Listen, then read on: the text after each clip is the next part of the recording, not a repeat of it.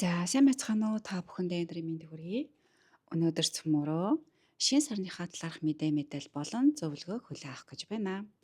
За тэгэхээр 2025 оны 11 сарын 20-ны өдрийн 2 цаг 47 минутад шин сарны маань буюу хилэнцэн энерги маань оргил цэгтээ хүрэх байгаа.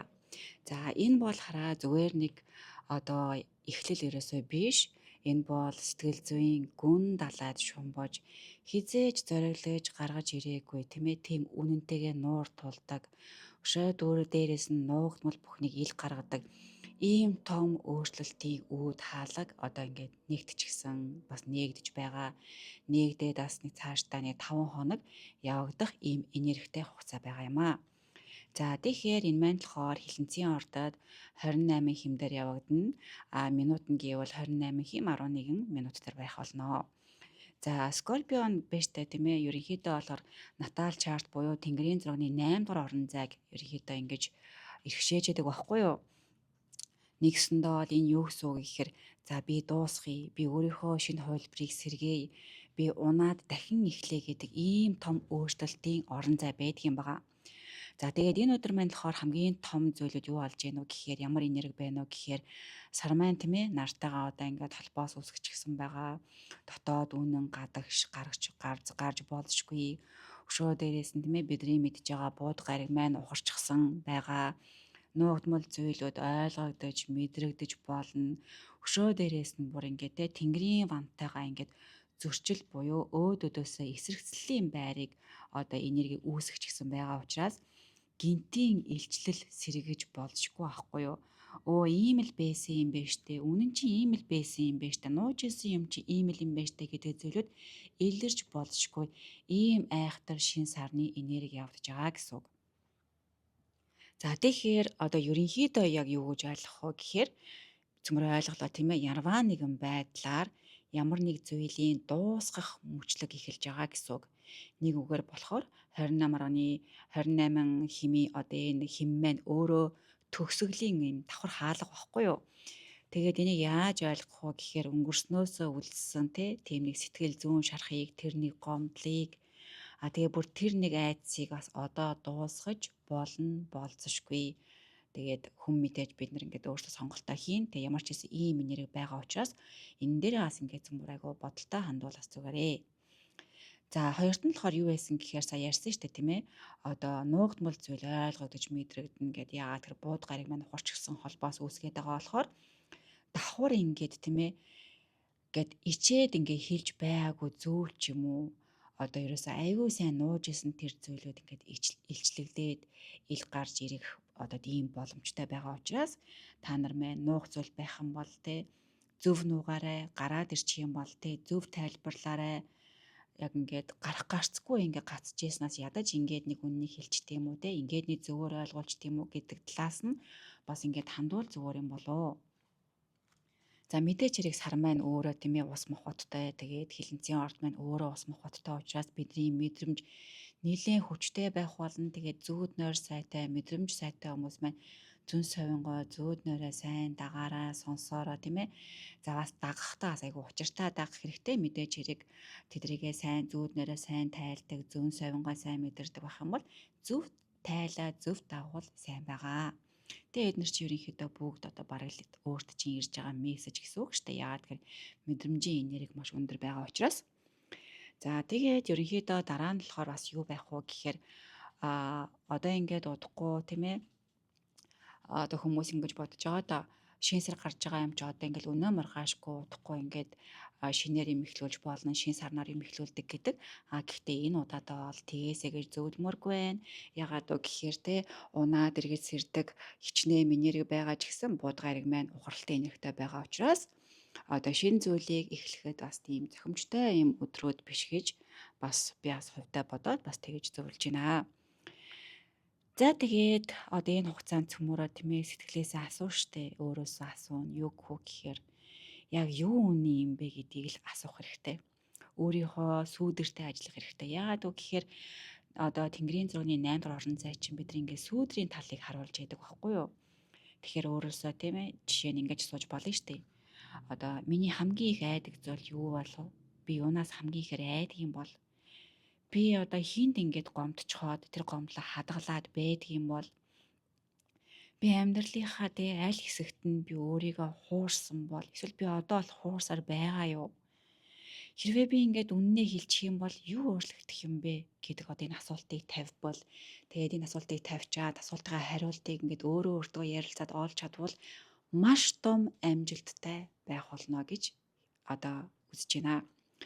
Ягаад вэ гэхээр одоо энэ бүгд чинь өөрийн чинь дотроос гарч ирээд өөртөө ярилцаад ярилцах дундаасаа гаргалгаагаа болох юм бол сэтгэл зүйн болон өөрийнхөө энергийг эмчилж байгаа бас айгүй том эмчилгээний нэг хэлбэр болж хувирна гэсэн үг.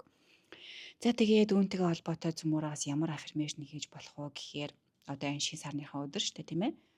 Ингэж болон жишээ татах юм бол би өнгөрсөнд байсан таагүй бүх зүйлийг дуусгаж байна. Би үнэнтэйгээ эвлэрч байна. Би өөрийгөө дахин төрүүлж байна. Би айдсаа хүч болгон хувиргаж чадна. Би нуугдмал үнэнийг харах зоригтой хүн. За эдгээр болохоор ингээд өөртөө хүч өгсөн далдаагаа ямиг олж харах гэсэн ийм гоё аффирмашнуудыг цөмөөрөө хэлж болно. За тэгээд одоо ингээл да дахиад одоо өөрөөсөө юу асууж болох вэ гэхээр тийм ээ би юунаас ангиж ирэх ёстой юм бэ гэдэг асуултыг бас өөрөөсөө тавьж болно. Би ямар зан төлөвийг дахин өөртөө төрүүлэхийг хүсэж байна вэ гэдэг асуултыг тавьж болно. Миний шинэ хувилбар ямар байвал зүгээр вэ? Би ямар байхыг хүсэж байна гэдэг бас асуултуудыг тавих хэрэгтэй. Энд чинь ингээ юутай холбогдож байгаа вэ гэхээр би түрүү хэлсэн шүү дээ анхандаа тий одоо уналтаас эргэж ингээ сэрэгдэг энерги учраас яг саяны тавьсан 3 асуулт маань болохоор бидний сарны энергитэйгээ хослож болох сар болон хилэнцэн энерги хоёуланг нь хослуулж байгаа энэ энергийг өөртөө идэвхжүүлж байгаа ийм гоё зөв асуултууд байх болно. За энэ асуултуудаас ямар аффирмашн бидэнд ингээд бас хэлэх боломжтой вэ гэхээр би хязгаарлалтаа тастаж байна. Би шинэ хувилбараа сонгож байна. Би өөрийн ирч хүчийг буцаан авч байна гэдэг утга санаатай байвал бас их зүгээр байгаа. За одоо ингээд ерөнхий гол санаагаа би ингээд яг энэ хүртэл ингээ хэлчлээ.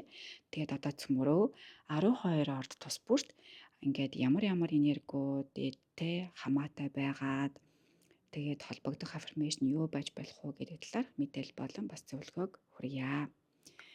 За одоо ингээд хоньны ордоос эхлэе. Сүүдрийн хаалга нэгдэж байгаа гэж ойлгож болно. Яагаад вэ гэхээр өөрийн чинь холбоо, итгэлцэл тийм ээ, санхүү, өшөөдрөөс нь айдас энэ бүхэн одоо ингээд цэвэрлэх үе яахгүй юу? Тэгэхээр өөрөөсөө асууштай би ингээд ямар айдсаа нуугаад байна. Миний дотор ямар айдас байна вэ гэдэгтэйгээ одоо нүүр тулах хэрэгтэй, өөртөө ярилцах хэрэгтэй, өөрийгөө яриад дэмжлэх хэрэгтэй. Холбогдох аффирмашн юу байх вэ гэхээр би харанхуйгаа гэрэл давчирч хүч болгон хувиргана. Би харанхуйгаа гэрэл давчирч хүч болгон хувиргана.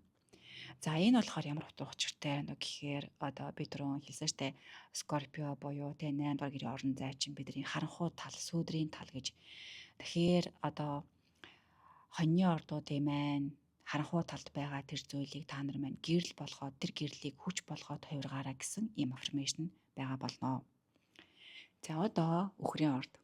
Өхрийн ордод маань болохоор яах вэ гэхээр цөмөрөө харилцааны одоо гүн гүнзгий тэр талууд гарч ирнэ. Одоо үннийг харна.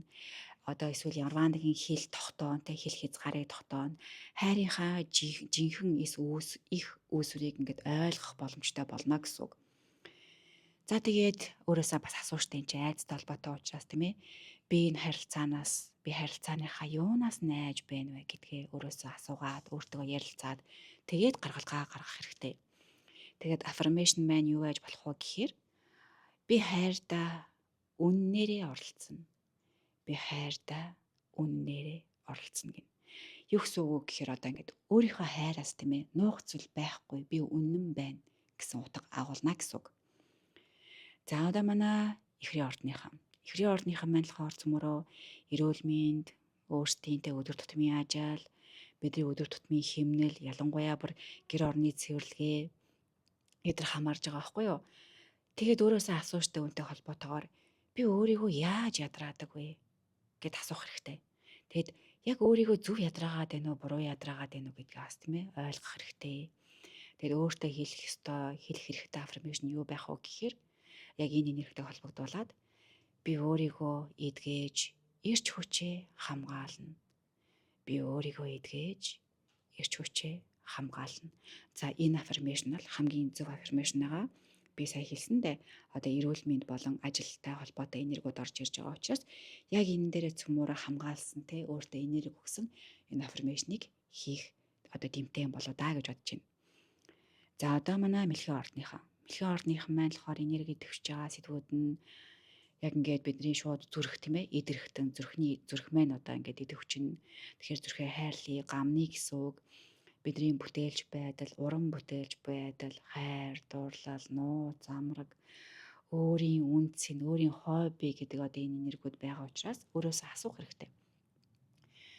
Би өөрөөсөө юм нуугаад байна уу? Би өөрөөсөө яг юу нуугаад байдаг юм бэ гэдгийг асуух хэрэгтэй. Тэгээд өөрөөсөө нууж байгаа үнтэй нуур тулна. Тэгээд хэлэх ёстой аффирмашн юу байх вэ гэхээр би өөрийнхөө гэрлийг асааж бадраана. Би өөрийнхөө гэрлийг асааж бадраана.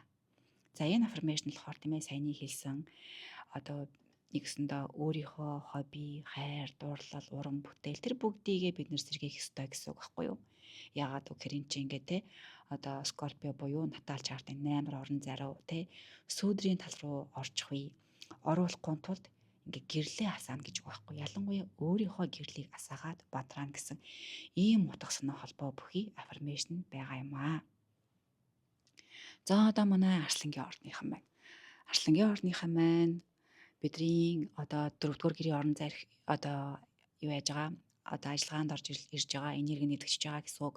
Тэгэхээр бид нэр ингээд өрх гэртэй холбоотой тийм ээ дотоод мэдрэмжтэй ээжтэйгээ холбоотой бага насны ингээд сүүдрүүдтэй холбоотой юм энергиуд ил гарч ирнэ. Тэгэхээр өөрөөсөө асууштай бас тий одоо сүүдэрлээ асууна гэсэн гаргаж ирнэ гэсэн үг байхгүй юу? Би ингээд гэр бүлээсээ ямар сорив тээж байгаа юм бэ? Би өнөөдрийг хүртэл өөрийнхөө гэр бүлээс ямар сорвиг тээсээр байгаа юм бэ? Энэ арилаа юу гэдгийг асуугаад өөртөө ярилцаад эдгээхийг гэж байна. Тэгээд холбоотой аффирмашн юу байж болох вэ гэхээр би өөрийн дотоод хүүхдийг эдгэж байна. Би өөрийн дотоод хүүхдийг эдгэж байна. За энэ аффирмашныг хэлэх хэрэгтэй. Тэгснээр тийм ээ багаасаа гэр бүлээсээ одоо өөртөө одоо олтол тээж явж байгаа тэр сорвиг эдгэх хэрэгтэй байгаа. Нэгсэндээ цөмөрө үгийн хүчийг одоо хэрэглэнэ гэсэн үг байхгүй юу? За одоо манай охины ордныхан маань болохоор үнэхээр ихтэй одоо яг түрүүч удааны бичлэг орсон шүү дээ. Үгийн хүч айгүй чухал шүү гэдэг. Та нарт энэ маань та үнэхээр маш чухал байгаа. Та нарын харилцаа, үг тийм үү маш их утга учиртай, маш их энерги агуулна, ирээдүйг чинь маш урт удаанаар тий ирээдүйд чинь нөлөөлөх болно. Та нарын бодол, та нарын ах トゥ угийн чинь хоорондын тээж байгаа энерги харилцаа маш их чухал сэдв хөндөгдөж энергиуд чинь одоо эерэг болох уу сөрөг болох уу гэдэг бас ингээ яригднаа. Одоо тийм энерги идэвхжиж байгаа. Тэгээ одоо өөрөөсөө асууна бас тэ айцтайгаа туулна ингэж асууна. Би юу хэлэхээс айдаг вэ? Би ямар үг хэлэхээс айдаг вэ? За энэ ингээд асуулттайгаа тий өөрөөсөө асуугаад хамаатан садантайгаа юу ярихаас айдгийг, юу хэлэхээс айдгийг ингээд үнэнтэйгээ тулаад тэгээд гаргалгаагаа зүг гаргаад өөрийгөө эдгэх хэрэгтэй цаг хугацаа.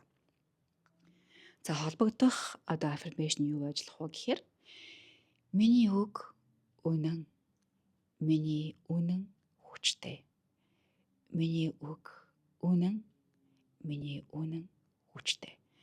За энэ үгийг хэлээд тэ өөрийгөө зэрэгжүүлж өөрийнхөө тэр сайхан үнэн сэтгэлийн үгнүүдийг улам хүчтэй болгоод өөрийгөө урагшаа алхахдаа хамаатан садантайгаа үнэн ярихдаа зоригтой ярихдаа ингээд хүч үг нэмэх хэрэгтэй дэм болох юм аффирмашн хэрэглүүл зүгээр байгаа. За одоо манай жинлүүрийн ордныхан маань болохоор тэ ингээд өөрийн үнцэн мөнгө, материаллык ертөнцийн тэ одоо өөрчлөлтүүд энерги төгчж байгаа. Тэгэхээр өөрөөсөө асуу штэ. Өөрийнхөө сүүдэр талаас ингэж асууна. Би өөрийгөө дутуу үнэлдэг үү? Би үнэхээр өөрийгөө үнэлж чаддаг юм уу гэдэг асуултыг өөрөөсөө асуугаад үүнтэйгээ өөрөө өөртөө нүүр тулаад ярилцах хэрэгтэй. Өөрийнхөө сүүдэр талдаа нүүр тулна гэсэн үг. Тэгээд өөрийгөө идэвхжүүлэх аффирмашн юу ажиллах вэ гэхээр ийм аффирмашн байгаа. Би илүү ихийг авах үн цэнтэй. Би илүү ихийг хүртэх үн цэнтэй. Энэ аффирмашн маш их тустай болно. Яагаад вэ гэхээр өөрөө өөрийгөө үнэлэх одоо тэр зоригийг, хүчийг өгөх байхгүй юу? Тэгээд энэ үгийг хэлээд ахаар тийм ээ өөрөө ингээд бас нэрээ би ингэж болно штэ. Яагаад би ингээд те одоо ийм сайхан зүйлийг авч болохгүй гэж би ийм сайхан зүйлийг хүртэх хэрэгтэй штэ гэд өөрөө өөрийгөө гой зоригжуулаад өөрөө өөртөө итгэлийг өгөх хэрэгтэй байхгүй юу? Гаднаас хайхгүйгээр өөрөө өөртөө тэр итгэлийг өгөх хэрэгтэй гэсэн үг. За манай хилэнцэн орныхаа. За та нар маань болохоор бүр шинээр те өөрийнхөө хувилбарыг өөрчлөх хэн байхаа сонгох цаг чинь ирж байгаа. Тэгэд өөрөөсөө асуух асуулт чинь болохоор миний хуучин би юу хүсэж байна вэ гэдэг асуултыг тавил зүгээр. Би те одоо яг юу хүсэж байгаа юм бэ гэдгийг гэсэн үг штэ. Тэгэд холбогдох аффирмашн юу ах вэ гэхээр би өөрийгөө шинээр бүтээж байна. Би өөрийгөө шинээр бүтээж байна гэдэг аффирмашн байвал зүгээр аа. За манай номын орныхаа маань болохоор одоо сэтгэл зүйн дарж харах, нууц, өнгөрсөн амьдралын карма цэвэрлэгдэх үе маань ирж байгаа. Тэгэхээр өөрөөсөө асууна. Би юуг далд хадгалсаар байгаа вэ гэд тэр дад хадгалж байгаа зүйлээ ил гаргаад өөртөө нуур тулаад ярилцах хэрэгтэй. Хэлэх хэрэгтэй аффирмашн юу байх вэ гэхээр би дотоод ертөнцөө эдгэж, тайван, амгалан болж байна гэдэг аффирмашн хэлвэл зүгээр аа. За материалын орныхаа маань болохоор тийм ээ ямар сэдв хөндөгдөж байгаа гэхээр найз, зориг, ирээдүйн мөрөөдөл нь шинжлэгдэнэ. Тэгэхээр өөрөөсөө асуу штэ. Би хэний дэмжлэггүйгээрч амжилтаа бүтээх чадвартай юм бэ гэж асуух хэрэгтэй. Тэгээд хэлэх хэрэгтэй аффирмашн болохоор миний ирээдүй бол миний арт байгаа гэж хэлээд өөрийгөө зэрэгжүүлнэ. За манай хумхын орныхоо маань болохоор ямар энерги төгч байгаа вэ гэхээр карьер болон нэр хүнд, амьдралын зам дээр те гарч ирэх шинжлэл ахгүй юу. Тэгэхээр өөрөөсөө асууна. Би яагаад амжилтаас айдаг юм бэ? Би хүнхээр амжилтаас айдаггүй. Яг юу тэр амжилтын цаана ямар айдас намайг ингээд хаагаад надад тээг болгоод байдаг вэ гэдэг асуултыг тавих хэрэгтэй. Тэгээд зохицох ямар аффирмашн байх вэ гэхээр би өөрийн оргил руу зоригтой алхах нь. Би өөрийн оргил руу зоригтой алхах нь. Энэ аффирмашн байгуул айгуу дэмтэй сайн байгаа. За одоо хамгийн сүүлчийн манай загасны орныхан болохоор сүнслэг өсөлт, сурч мэдэх тийм ээ дотоод үннийг хайх тэр хаалгууд нэгдэнэ. Тэгээ өөрөөсөө юу асууж болох вэ гэхээр би юуг ойлгохоос зайлсхийдэг юм бэ гэдэг асуултыг тавих хэрэгтэй. Би юуг ойлгохоос зайлсхийдэг вэ? Тэгээд хэлэх ёстой аффирмашн ямар байвал зүгээр вэ гэхээр миний сүнс үнэн рүү тэмүүлдэг. Миний сүнс үнэн рүү тэмүүлдэг. За ийм аффирмашн байвал айгу ээлтэй зөв байгаа. За тэгээд өнөөдөр зоолаан тийм ээ энэ мэдээллүүдийг, энэ зөвлөгөөнүүдийг хүргэхийг хүслээ. Тэгээд цөмөрөө дараагийн бичлэгээр иргэн уулзцаая. Тэгээд бүгдээрэнд нь шинэ сартаа эрүүл амжилтаар дүүрэн сайн сайхан бүхнийг та нартай хүсье. Тэгээд удахгүй иргэн уулзцаая. Баярлалаа. Баяртай.